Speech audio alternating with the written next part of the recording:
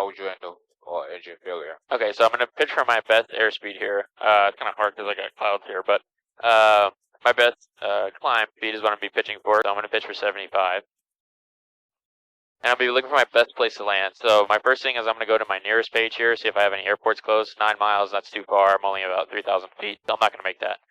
So I need to be looking for a field or something like that. I have one here off my left, but I like that green field with some trees in it. That looks pretty clear. It doesn't look like there's any power lines or anything there. So I'm going to start to head directly towards that. I don't want to be flying away from that. So I'm going to do my memory checklist. What we're doing is we're basically troubleshooting to make sure that, maybe we missed something. So make sure our fuel selector's on both.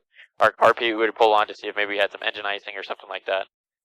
Make sure to go full rich, and if we want to make sure that, everything's there and we didn't like cut off the fuel by mistake. So once we do that, if you notice that nothing is going to, basically work, we're going to go to our checklist here. So we're going to say engine failure in flight. We're going to pitch for best airspeed, best landing spot I already chose. Mixture is going to go full rich. Carpeet's already on. Feels like they're on both, like I said. Magneto start to maybe see if we can get the engine started and turn back over.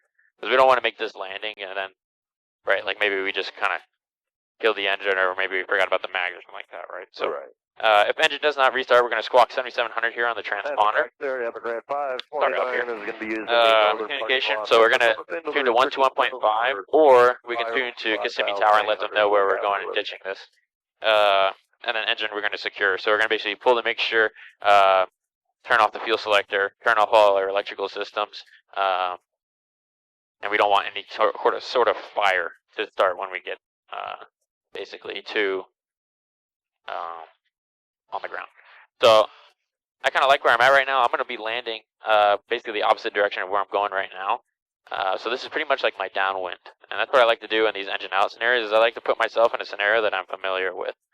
So I'm familiar with the traffic pattern. I've done it, how many times. So, and obviously the student will do it in training. And so that kind of allows me to know where I'm at. So I know a traffic pattern. I have to be about 1,000 feet, right? So I'm at 2,000. So I have a lot of room to work with here.